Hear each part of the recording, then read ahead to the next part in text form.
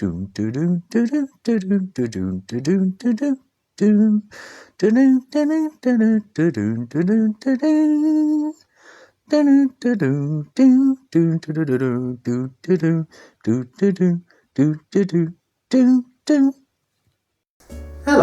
and welcome to the second episode of British Arsehole in Exile's deep dive into the Apprentice UK, Series 19.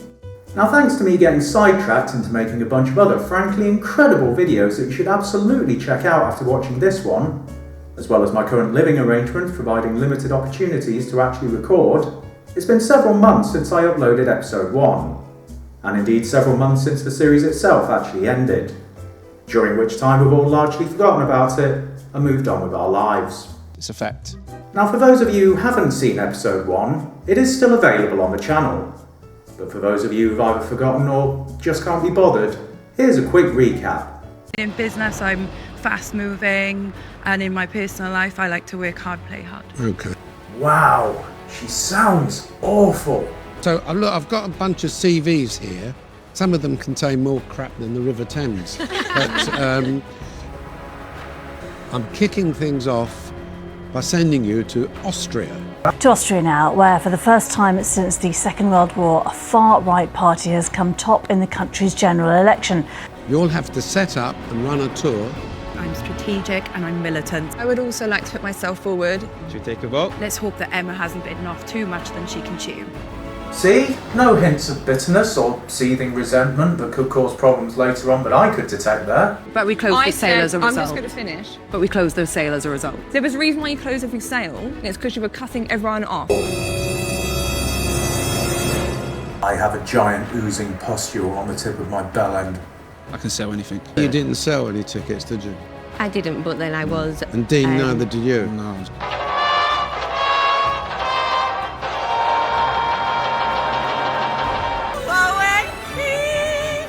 Oh, good God, no. We're taking you up the glacier. Is that a euphemism? Try not to target elderly people. Yesterday, my father, he's 97 years old. Oh, for fuck's sake. Can we agree on a rock, paper, scissors? 50 if you win, 70 if I win. Ah, yes, the old rock, paper, scissors technique. I remember this being covered extensively when I did my business studies GCSE. It was a deal or no deal situation. Yes, there was a sinister beardy man looming over my shoulder who made me do it. They only sold 6 tickets, so now we're at a loss. That's completely unacceptable. How anyone in their right mind could ever take such a person seriously ever again? If you like your steak, you'll absolutely love Trump steaks. A few facts about this incredible piece of infrastructure. I'm not sure that could be considered infrastructure as such. It's more a sort of metal plank that's been dumped on top of a mountain. Ach doch zu, geht nicht jetzt. Barbecuing and subsequent consumption of some turds. The Glacier team has won. I've got a great house. There'll be a welcome drink there. Ah, the old Michael Barrymore line. Oh look, there's even a swimming pool. With regret, you're fired. Blood Sugar's absolutely made a mistake. You'll live to regret this! He respects people who put themselves out there.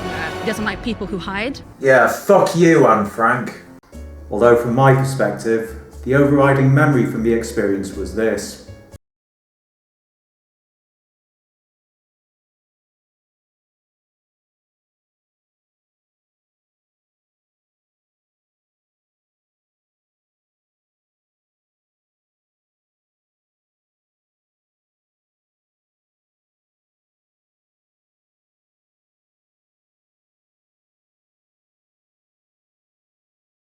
Oh, for fuck's sake!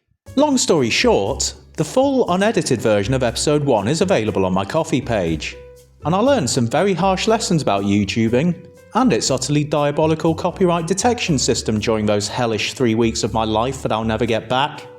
So, with those lessons hopefully learned, and now that everyone's up to speed on the series so far, it's time to cast our collective nothing better to do with our afternoon eyes to week 2. 4 a.m. Ah, yes. Because as any reputable psychologist will tell you, human beings tend to perform at their absolute best when they're horribly underslept and are undertaking tasks they have little to no prior knowledge or experience in, and in a fraction of the time it takes actual industry professionals to complete. Still, it's a stroke of luck that Johnny just so happened to be standing right next to the phone in the middle of the night, just on the off chance like. Lord Sugar would like to meet you at Frameless Immersive Art Experience in central London. The cars will be outside in 20 minutes. Seems they've also kept the 20 minutes for everyone to get ready trope that they apparently still expect everyone to believe. Guys, the Frameless Immersive Art Experience, 20 minutes! So, with their instructions received, and everyone still half asleep, the boys get suited and booted, the girls pop their lippy on, and Nadia undergoes the metamorphosis from her lizard to her human form. And 20 minutes later, the candidates emerge looking not at all suspiciously immaculate and head off to the meeting point, which appears to be a promiscuous Berlin nightclub from the 1980s. Hang on, I'm pretty sure I recognise this room. Yep, it's the scene of Elliot Carver's wild party from the Tomorrow Never Dies PS1 game. I wondered what it would feel like if I ever saw you again. Now I know. That's for walking out on me. We've had a million nights just like this. So let's get down to business. Horrible ear splitting water. Had a million nights just like this. So let's get down to business. This just reminds me of a cringy maths teacher I once had who used to do stuff like this to try and show he was down with the kids. And who, with the benefit of hindsight, may or may not have been trying to groom one or more of us. Right, enough of that. Thank fuck. One of the latest innovations is the arrival of the virtual pop star. It's probably quite telling how long I've been out of the music game and, if I'm honest, how frighteningly old I'm getting. But I'd never even heard about this shit until I saw this.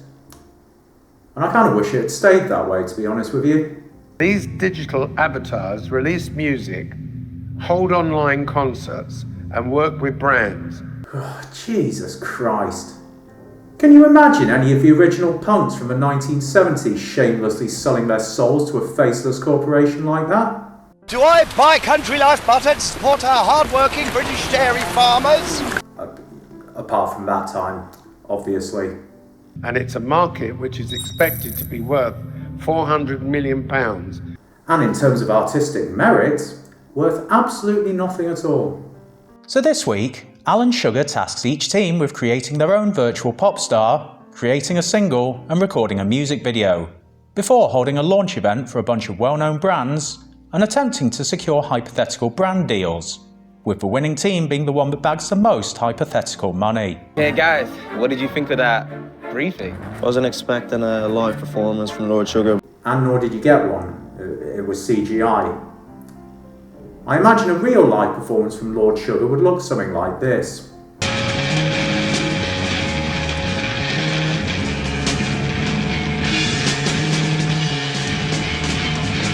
And the first job for each team is to choose a project manager.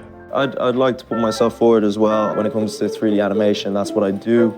But despite the fact that the upcoming task is pretty much what he already does for a living and therefore has a wealth of expertise in, Jordan still loses the vote to Amber Rose on the grounds of her rousing and incredibly persuasive pitch that she's I obviously do work with a lot of brands, so I understand the sponsorship side of things. Done some vaguely defined work with some unspecified brands. Ooh, not a happy bunny, is he? Still, at least being Irish, it's not like he's going to be predisposed to harbouring grudges or aspirations of retaliation or anything. On the 8th of November 1987, the Provisional IRA detonated a bomb at a Remembrance Sunday ceremony. I did it for maybe a week, hoping some black bastard would come out of a pub and have a go at me about something, you know, so that I could kill him. A war of words with his former international teammate Jason McAteer ended right on full time as Keane was sent off. Already in the dock over the serialisation of his book, Fergie thought it was a good time to send Roy for the hip operation he so desperately needed. Meanwhile, on the other team... Guys, I know I was project manager last time, but I want to be project manager again this time. We lost last week. I mean, it's not the best opening gambit, if I'm honest. Especially seeing as it was a pretty crushing loss at that. The low ticket sales meant an actual loss of €166. So I used to live in Japan for a year, and the whole online pop star thing is very big over there, so I feel very comfortable with this task. Yeah, this is a bit like the captain of the Costa Concordia going, well, I know I crashed the last ship I captained into a bunch of rocks and then ran away while my passengers died, but I've spent some time in Japan since then, where there's a strong cultural custom of not crashing ships into piles of rocks and then running away while your passengers die. So if you just give me another chance, I'm confident I can guide the ship to its destination without sinking it, abandoning it, or killing anyone. You won't have any reservations with Anissa doing it? I don't have any reservations of Anissa being a project manager. Okay, so I respect it. Everyone in agreement? Yep. Brilliant. Mind you, if you run unopposed, I guess the trail of destruction you leave in your wake doesn't really matter. Just 2 weeks in and she's already got the Vladimir Putin, Robert Mugabe method down to a T.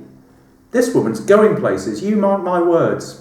And after Karren Brady has also questioned the wisdom of choosing Anissa as project manager again, the team start brainstorming ideas. Who's the current #1 artist in the world? Well, Lawrence Fox, obviously. For the conversation, they stole a march on your indecision. It's Taylor Swift. Oh, yeah, well, her too. So I think we're going for a woman that people can look up to. Female pop and empowerment is our goal. And what could be more empowering to women the world over than to be cynically manipulated by a musical marketing avatar into buying shit she doesn't need? Elsewhere, the other team decide to go down the rap route, with a target audience of young people and a focus on money and hustle culture, despite some cautionary early objections from Johnny. One thing I would say is obviously we want these brands to back us. I think potentially money, hustling, that might not be something brands want to back. For much the same reasons, Boeing's marketing tries to steer clear of corner cutting, shoddy maintenance, whistleblowers turning up dead in suspicious circumstances, and vital aircraft components falling off mid-flight. So, can anyone actually sing? I do sing. I can sing all different genres as well, so I can flex that. A skill I imagine she primarily uses to lure unsuspecting sailors to their deaths. But my jolly sailor boat. And after Frederick reveals that he can sing too, the team decide to go with the vocal duet of him and Nadia. While on the other team, a reluctant Chisola is selected to lead the branding sub-team, on the grounds that she used to run her local church choir. But back on Amber Rose's team, despite his obvious credentials and passion for this kind of thing, Jordan is once again overlooked for the sub-team leader post, this time in favour of Liam. Could write some really good lyrics around inspiring young people. Because when you think cool, hip and in tune with the youths of today, you naturally think of a mild-mannered, middle-class white man called Snelling. Make it be about money. Actually, I'm going to take that back. I don't want any money in the logo. So Schrodinger's money, basically. Money that can be considered both valuable and utterly worthless. Or, as it's more commonly known, crypto. I feel like the brief was very vague. I trust that you guys understand the vision. Is everybody clear? Fantastic. Let's win this. Let's go. Liam, the poor sod. He looks like a West Highland Terrier who's just been asked to set up an ISA. And with those crystal clear instructions fresh in the memory, the teams and sub-teams head off on their respective missions, with Chisola pushing for their team to enlist a professional singer for their track. And after that discussion, both songwriting teams arrive at the recording studio, where they are greeted with a hit-making masterclass from none other than former contestant and frontrunner for Coolest Man Who's Ever Lived, Trey Lowe. Songs that we love, a 5-year-old can sing it. So don't overthink it, overfeel it. Yeah. Okay. I like that. I might copyright that. Now, I'm not saying I'd definitely turn gay for this man or anything, but I reckon if he held me in his arms, I'd just feel safe, you know? And while the recording teams get to enjoy some quality time with Trey, in the East End of London, the branding teams start throwing some ideas around. Bammy, what about Bammy? Bammy, brave, accomplished, motivated, independent. Yeah. I guess I like because like Bam. Yeah. Oh yeah, Bam, Bammy, Bambi, Bam Bam Bigelow, hosepipe Bam due to unseasonal drought. It's marketing gold, this. The other team. Sticking with Fred and Nads, their names, we've got that authentic story behind them which could create a very powerful brand. Yeah. First met just over a week ago, forced to work together, barely anything in common with each other, some very powerful stuff. Something that sprung into my mind was Cash and Banks. Yes, the unlikely duo of 1987 Wimbledon champion Pat Cash and shady millionaire Brexit backer Aaron Banks. I mean, to be fair, I'd absolutely listen to that.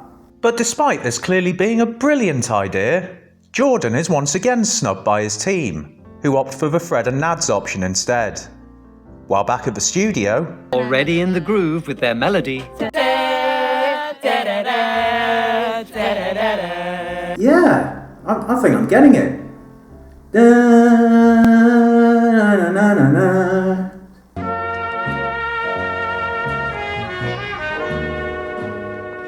while on the other team, the songwriting process is taking rather longer. Missing something. It's missing an edge. Could we have like a, so you know you go do do do do do. Could we have do do do do do do? Much to the chagrin of Karren Brady. Because they've spent so long listening to the same melody over and over, Chisola has to make decisions because at this stage, they're not even going to have a record tomorrow. God, yeah. Heaven forbid they actually put some care, effort and creativity into their song. Just pump out some tuneless crap that idiots will lap up, stick a generic-looking pop star avatar in there, slap it on a forgettable McDonald's advert and watch the money roll in. Job done. And that, ladies and gentlemen, is why music today is in the fucking toilet. And as the writing process drags on for both teams, and a full quarter of the way through the episode, Nadia finally causes her first argument of the day. I think you're chiming in at points too much. It's becoming a bit disruptive in my opinion. So if you don't mind as project manager, can you give us a second? Man, this is like watching a king cobra rearing its head and baring its fangs. I mean, you know it's preparing to strike, but you don't know when. And on the opposing brand team, the avatar for Bammy is starting to take shape. Project manager, Anissa. Oh, good God, what the fuck is that? Thoughts, mate? Yeah, I think this is really complicated, that's all. Yeah, it is. Like, why the colour of the hair? Why are the eyes? Because of it's the- very, very random. Well, mate, why are you saying that now? Because he's been too gobsmacked at what he's watched being created before his very eyes for the past hour to speak, presumably. Yeah, the more I look at it, the more I like it.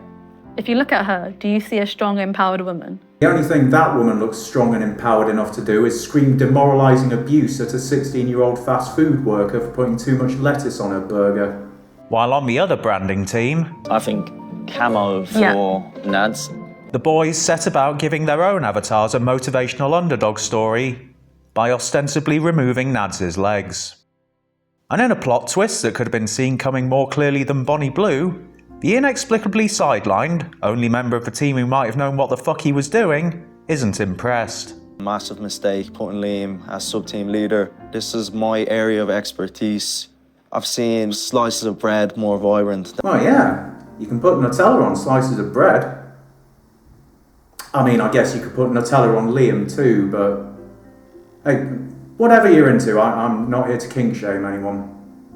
I'm happy with that. Yeah, cool. I think they look cool, man. Pretty I'm good. happy. Yeah, I'm pretty happy. Cool. It was at this moment he knew. Liam had. He fucked up. Meanwhile, back on the music team, Nadia and Fred lay down their vocal takes. But when it comes to the mastering stage, fatefully, the team decides on an AI voice effect. Effect on Frederick's vocals, please. Yeah, of course. Thank you. Right, let's hear this, guys. My life was a mess, just like the rest of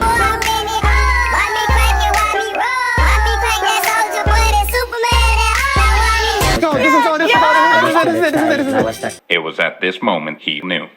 They'd. He fucked up. That we needed to use the AI voice. I came up with that idea. Our song is definitely BAFTA worthy. Yeah, wrong award ceremony.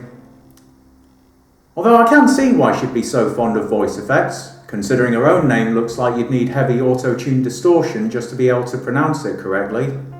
motivational poem. Keep grinding, keep going. Man, how can the team look at the poor sod having to produce this and still feel this positive?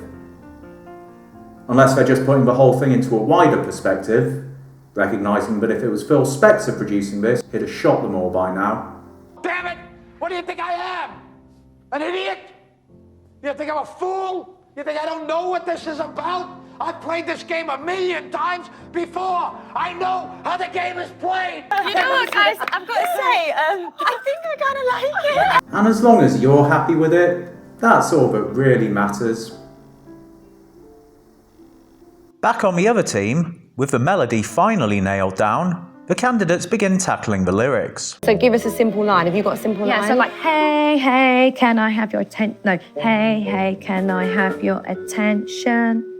We are sorry that the 1441 Virgin Trains service to Glasgow Central is delayed by approximately 15 minutes.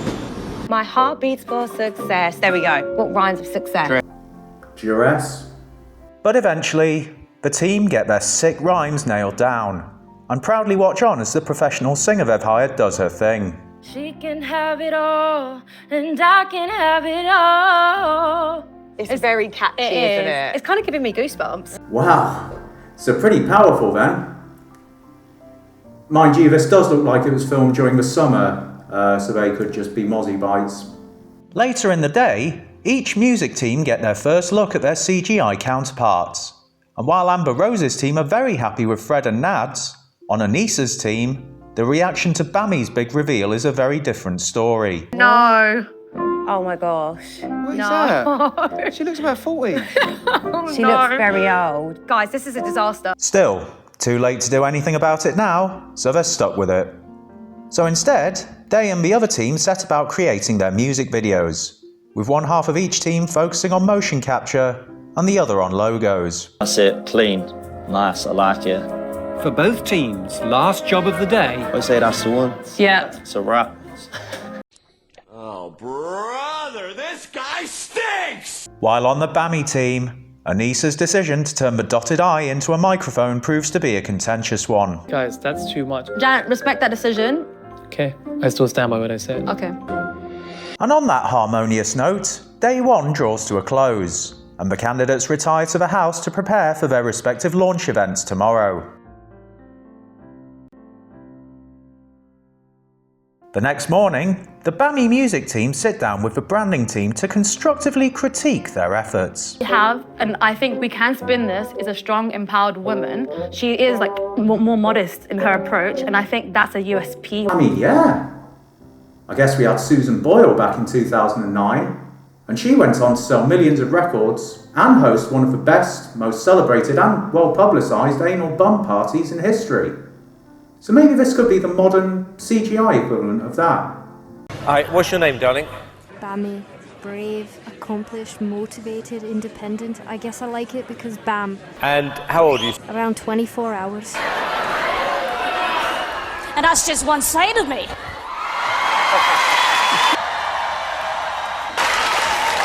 Okay. Okay, and who would you like to be as successful as? Taylor Swift, Lawrence Fox, somebody like that. My heart beats for success. Look at me in this dress. I feel strong in my own skin. It's time. At which point, the sub-team decide to scapegoat Carlo for the disaster. I'm disappointed with your contribution yesterday. Many times I did say, "Are you happy?" Everyone said, "Yes, yes, yes." When I say, "Are you happy?" Yeah, Carlo, this is all your fault. If you just told us how painfully obvious it was that these ideas we were having and acting upon were absolute wank, none of this would have happened. I mean, a wise man did once say that the only thing necessary for the triumph of evil is for good men to do nothing, so maybe they have a point. Okay, so the music team were less than impressed with the avatar, but no matter. The branding team then get the chance to blow them away and win them back round with their brilliant microphone logo. Guys, it's giving Barbie vibes. It looks like a girl's toy brand. There was a microphone there. It just looks like a peanut. Oh. That logo, I mean, that's utter rubbish. I just do not think that the team have stuck to their brief whatsoever. However, when they come to listen to the actual song, the mood in the room lifts significantly. Feel strong in my own skin. I mean, they certainly stuck to the brief as far as modesty and authenticity goes. Not only was the clear sound of someone doing some DIY next door not enough to make them pause and go for another take, but they actually kept the sound of the hammer hitting the nail heads in the final track, just for an added down-to-earth touch. Oh, right, that's supposed to be the drums. But despite the cheap and dodgy drum machine, the overall song goes down extremely well. While on the other team, despite some nitpicking over the logo, all is well. Is everybody ready to listen to the music that we created yesterday? I can't wait. Until they hear the song. Fire keeps turning, everything we're learning. It's time to get some learning. The table professional poem. Keep grinding, keep going. Oh dear. So obviously Fred does sound like he's inhaled helium. Oh dear, oh dear, oh dear. One concern is the lyrics aren't very clear. That distortion sound, it just seems low budget, cheap. I mean, yeah, but if you overlook the turgid melody, the high-pitched, indecipherable rapping, and the fact that Nadia's singing is out of tune with the rest of the track, it's really not bad at all. There's also another, slightly less glaring problem, eloquently summed up here by Iobheen? I'm a little bit concerned about the distorted voices. The sub-team have gone down a more realistic route, so now that might be detrimental to the brand. Still, it's now time for each team to split in two once again, with one half going off to finish editing the music videos, and the other conducting market research and collecting consumer feedback. So please get us some good feedback and we will see you all later. Yeah, that's going to be tricky to obtain if everyone thinks it's shite though. Without resorting to torture or coercion, of course. Did you like our song? Did you like our song? Did you like our song? Yes.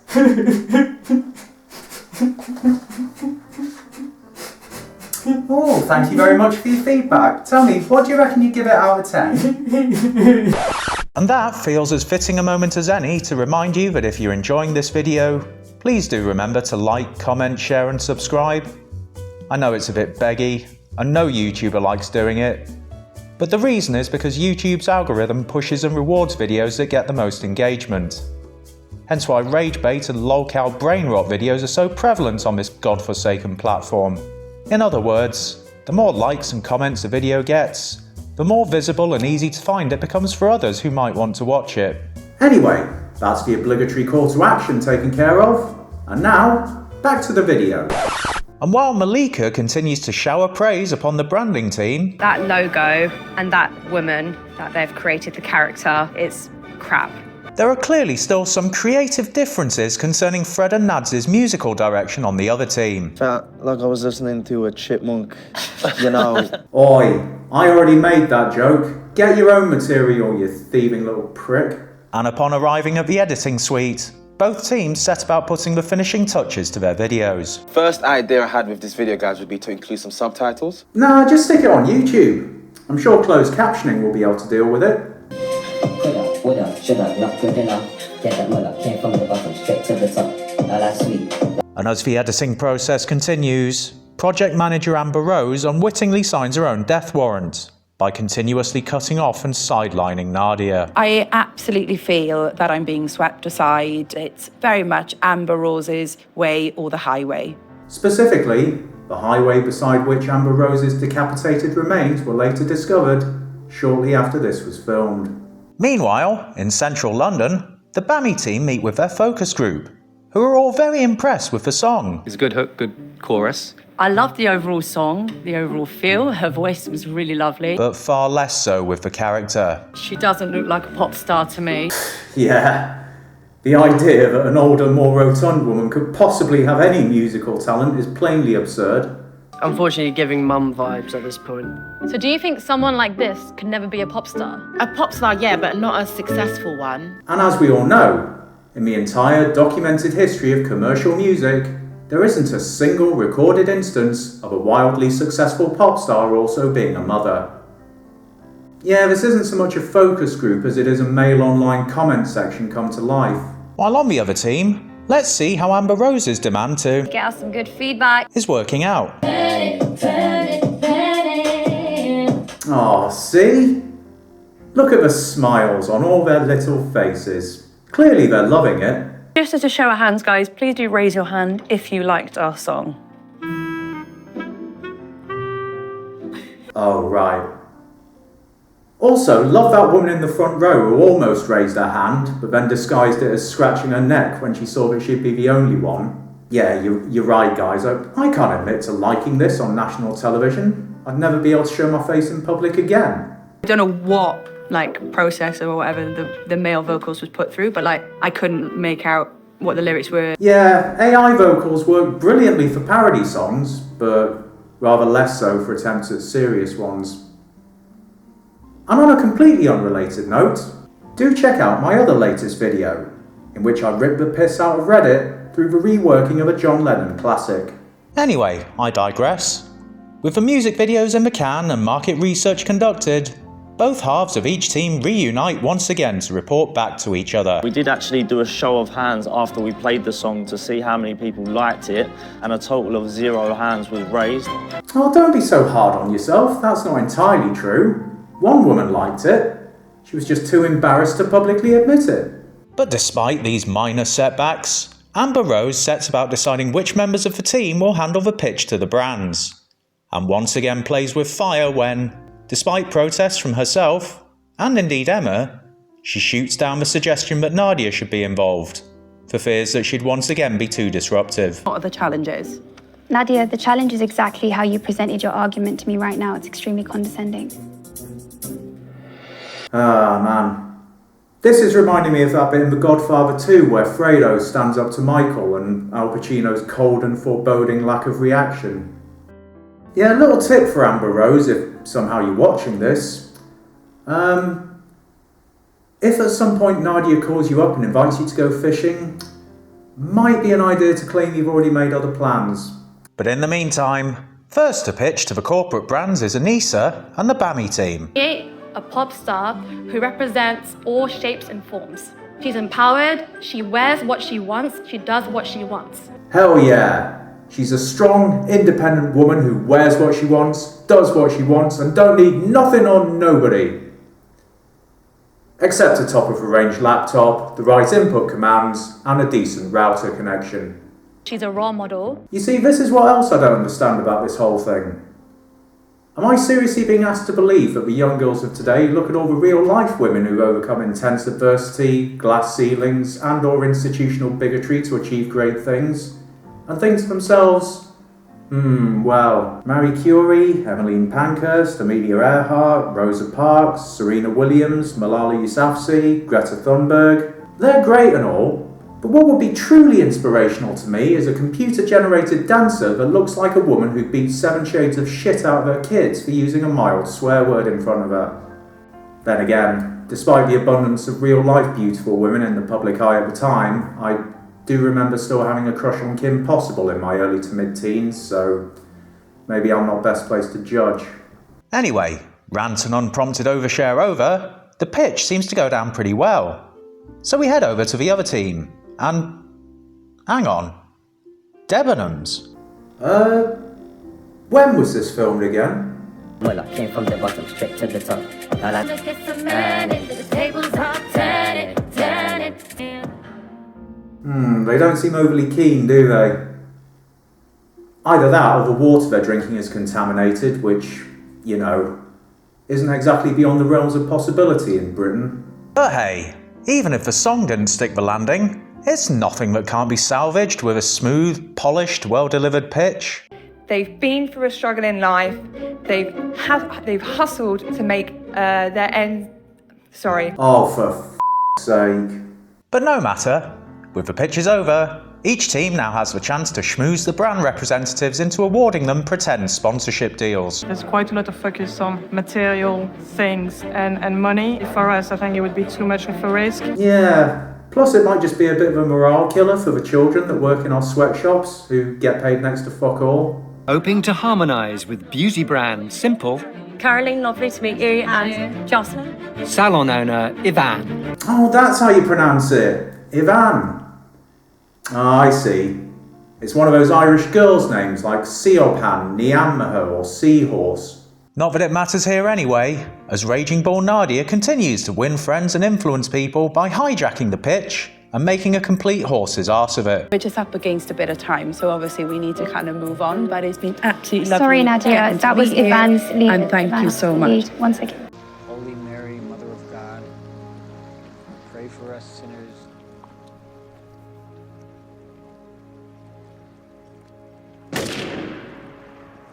Going across a lot more different demographics.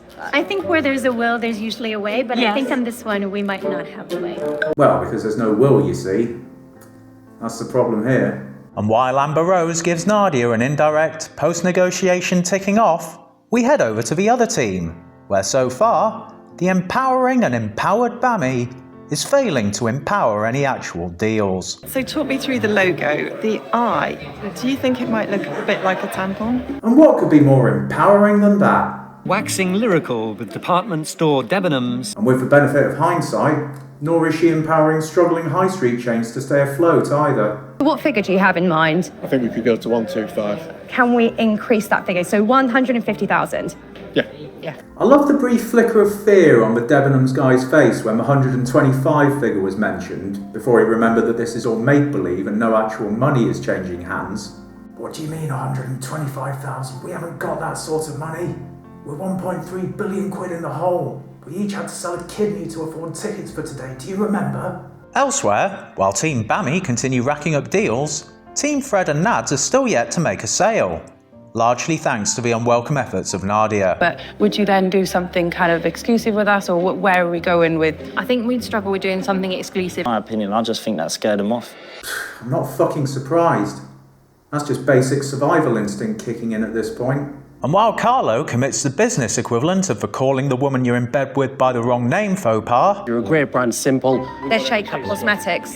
Sorry? They're Shake-Up Cosmetics, they're not Simple. and self-proclaimed sales wizard Dean struggles with the basics of the English language, The lyrics is, I can have it all. Anissa and co get chatting to the representatives from Alfa Romeo. What did you guys have in mind if you would like to come on board with us? We were thinking, since this is all pretend, no actual money is being exchanged, and this sponsorship campaign isn't going to actually happen, can we shake on a 10 billion squillion zillion pound non-exclusive deal for 1 month so we can win?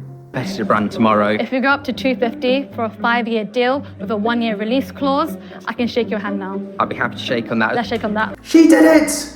250 grand! Surely that's victory in the bag.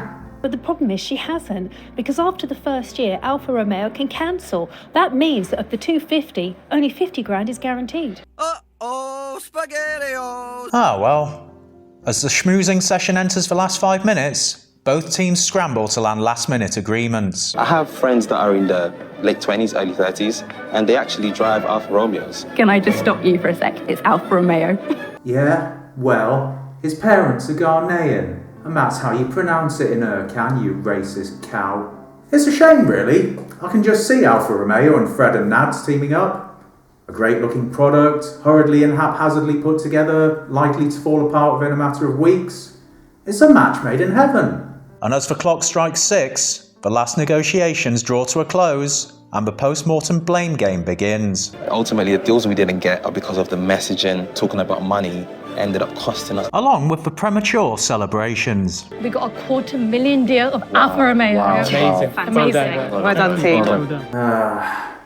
You never like to see someone so excited and pleased with themselves when you know they're about to have their dreams crushed. Actually, what am I saying? It's absolutely fucking hilarious. And as both teams head back to the house, the fictitious figures are totted up, and tomorrow, one team will triumph, and one candidate will be the second to leave. We pick up the story the following morning in the boardroom. Welcome to Boardroom's Got Talent, I suppose, yeah? Oh,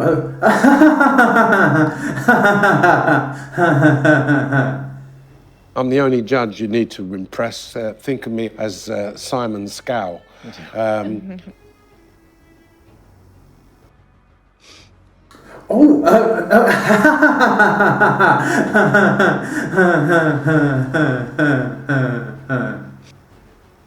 And the first thing to be scrutinised is Bammy's microphone tampon logo. Lord Sugar, I had zero involvement in this. No. I don't think that's anything to be proud of. Exactly. Yeah, I agree. Oh, is it not? Oh, shit. It's just I spent years flexing that I had zero involvement in the 2005 shooting of John Charles de Menezes at Stockwell Tube Station. Used to have it on my Tinder profile and everything. Unfortunately for Carlo, his crafty attempt to deflect any blame for the logo backfires horribly, instead opening the floodgates to a barrage of criticism from the rest of his team, including former tennis player Max England. From the last few days has been Carlo's lack of contribution, in my opinion. I think as a team we really tried. This is the Carlo Appreciation Society. Yeah. Man, you have to know you've messed up pretty badly when Timu Tim Henman starts making you his bitch. What happened to the Taylor Swift type angle then? So essentially, I know we said Taylor Swift in the morning meeting. Yeah, well, you're a mile off But of that. Yeah, it's less Taylor Swift and more Taylor Phil, the power. Your stage, your people, you must have enjoyed that. It's fantastic for me, of course it is. Except, of course, Bammy hasn't yet existed for long enough to indecently assault anyone in a caravan. But despite being underwhelmed by the avatar, Lord Sugar does appear to enjoy the song, and all seems to be going pretty well. That is until the matter of the Alfa Romeo deal pops up. The other 4 years. Let's call it 50 grand, shall we? Because that's all that's guaranteed. Yeah? Oh, no, you're joking. Okay. No, I'm not joking. Nah, you'd be able to tell if he was joking. There'd be an aggressive producer stood behind him, brandishing a placard ordering you to laugh. And after stamping out that particular flame of optimism, Lord Sugar turns his attention to Amber Rose's team, with her leadership, appointment of Liam over Jordan as sub-team leader, and vague communication of her vision for the project quickly coming under fire. In the morning, I got told to keep money out of the logos. Well, what she actually said was... Make it be about money. Actually, I'm going to take that back. I don't want any money in the logo. So if you just thought outside the box, you could have featured a currency that's worth absolutely nothing. Reddit karma, for example.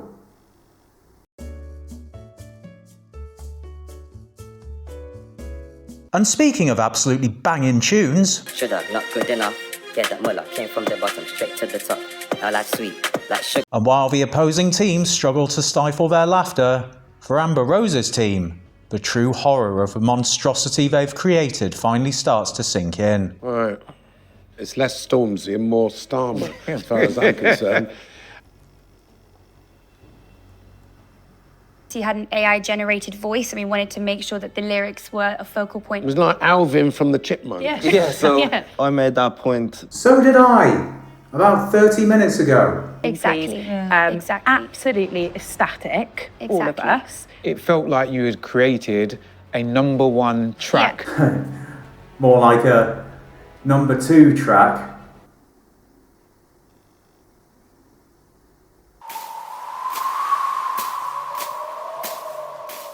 Anyway, once everyone's finished ripping the song to pieces, it's time for the moment of truth. And Tim reveals that, for reasons unfathomable to science, except perhaps the companies in question knowing they weren't really going to have to put their hands in their pockets, Amber Rose's team managed to bag £112,000 worth of deals, meaning that the fate of the task now rests on Karren's figures. And how much Monopoly money Anissa's team managed to rake in. 50,000 of the 250,000 Alfa Romeo offered is going to be allowed, and Yeah. that really puts a dent in their numbers. And I'm also going to disallow the £150,000 deal with Debenhams, as the company went into liquidation around 20 minutes after you spoke with them. Still, pretty good. 215,000.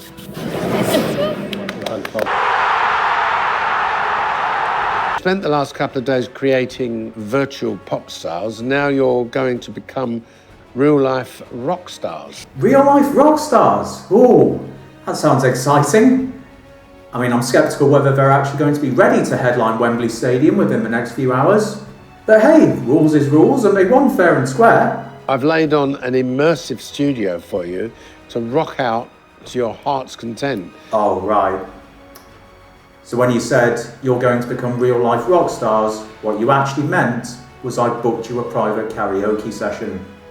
I mean, he's clearly oversold the experience, but it could have been worse, I suppose. He could have meant he was going to get them all bitterly divorced, hooked on heroin and dead before the age of 30, or something. No, you can sing, mate, you can sing. I'm going to take this. Actually, as everyone else who's also played opening slots at midweek gigs in London will also attest, this experience of getting all dressed up to perform to a completely empty room looks eerily authentic. So while the winning team enjoy their dubious reward of getting to live out some of the most unfulfilling and soul-crushing nights of my life, the losing team head over to... Hang on, what fresh hell is this? Lisa's Cafe? What the hell happened to La Cabana? Okay, I carried on watching after Margaret left. I even carried on watching after Nick left. But this might be where I have to draw the line in the sand here. And while that remains to be seen, I will of course finish my review of this episode before making any rash decisions. So anyway, almost before their mugs of steaming, probably inferior to Lackabanna's tea have even had a chance to cool down, the fingers of blame start flying in all directions. Amber Rose chose not to put me as sub-team leader, even though this is literally my industry, which I think is a massive mistake. It's difficult to argue with that, to be fair. It's a bit like picking a fantasy football team and being able to choose from every professional who's ever played the game, and then selecting Emil Heskey as your main striker, while sticking Pele in goal. Ivan, you did nothing in this task, respectfully. I didn't get the opportunity to do anything in the task. But you did that on task 1 as well. You've been coasting by Ivan. Now, I'm not saying Amber Rose is definitely right or anything, but prior to rewatching this episode to make this video, I'd completely forgotten this woman even existed. What I believe the problem is in the selling. But you did interject multiple times, but not in a way. But can I just finish my point? Multiple times. I want to. Now, I don't know if Nadia does pub quizzes, but if so, you just know she's the one constantly overruling and sidelining her teammates, instigating heated arguments with the quizmaster when she gets the answers wrong, and just generally making everyone else's evening worse. And a short while later, the team that brought in the least amount of pretend money are sent back into the boardroom by Alan Sugar's pretend receptionist. And once there, the first bone of contention is the song itself, with the revelation that while 6 of the 8 brands were prepared to sponsor the other teams, only 3 were willing to sponsor theirs. I think that when we were speaking to brands, a lot of them liked it. The issue was clearly not, because most of them didn't sponsor your pop star. Let me guess. Did they do that thing that people always do when they're not brave enough to tell someone they hate their music? Did they tell you they thought it was interesting? Nadia did jump in, and I feel like personally they just got a bit off-put by that. What, you think Nadia created an atmosphere? In much the same way that the meltdown of reactor number 4 caused an atmosphere in Chernobyl that morning. And after some more bickering between Amber Rose, Liam and Jordan, the discourse once again turns to the failure of the song, with Ivan taking full responsibility for adding the AI distortion effect to Frederick's rapping. Top of the flops, I think this song was, wasn't it, really? Not top of the pops. Always the sign of a great joke when you immediately have to explain the punchline afterwards. And after some more back and forth, Amber Rose decides that the 2 candidates she's bringing back into the boardroom with her are Ivan, for her lack of contribution, and Nadia, for her disruption, and quite possibly genuine fear for her own life. So while the rest of the team survive through to week 3 and head back to the house, Amber Rose, Ivan and Nadia are sent outside so that Lord Sugar can consult with his 2 henchmen. Between them, they conclude that Amber Rose was mistaken to focus on the theme of money, that Ivan contributed virtually nothing, apart from the AI voice effect that ended up ruining the song, and Nadia? I gotta say, listen, I like strong women, as you know, but I think it's not what she says, it's how she says it. Yeah, there's a difference between strong women and aggressive, antagonistic, genuinely frightening women. For example, I've always been a big fan and admirer of Lady Gaga. And of course my wife, who's probably the strongest person I've ever met, seeming almost invulnerable at times. Whereas I'm rather less of a fan or admirer of Eileen Wuornos or Rose West. Although with all that said, Nadia is unquestionably very entertaining. So on that basis alone, I'm pulling for her to come through this one.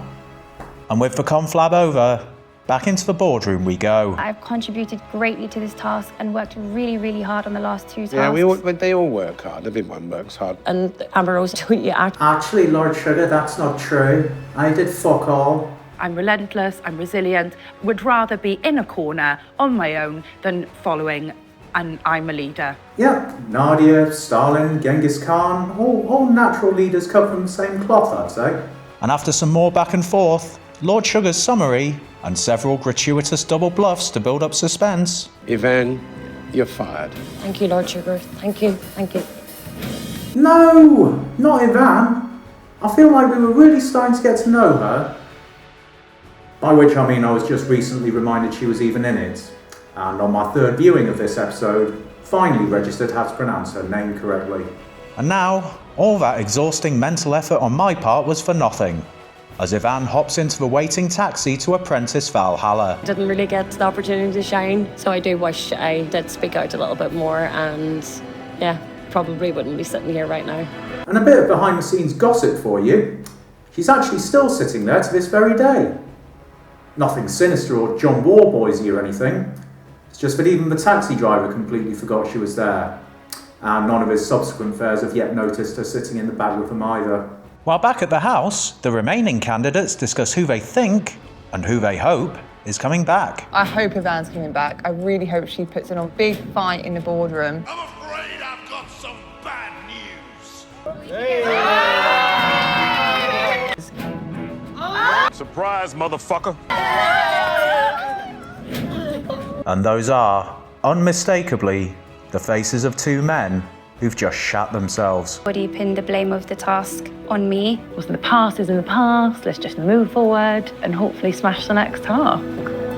Yeah, all water under the bridge. And if I know reality TV as well as I think I do, I'm sure they all live happily ever after from this moment on. And speaking of what's to come, this week's episode wraps up with a brief teaser for the next one.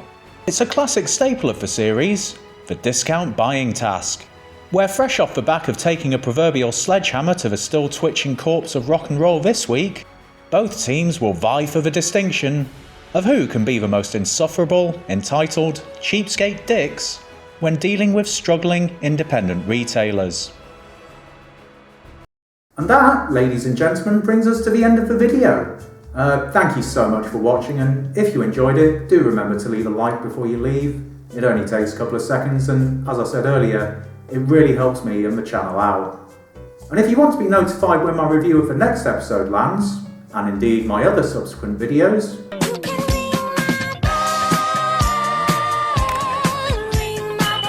and if you're really keen, or just bored and have more time to kill, do also check out my existing videos, as well as my other links in the description.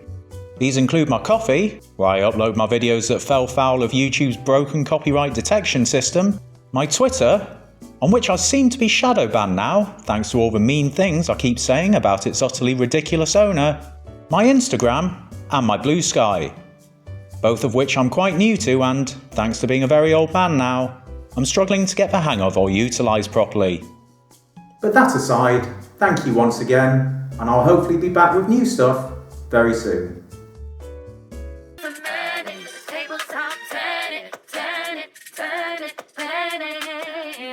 It's a motivational part.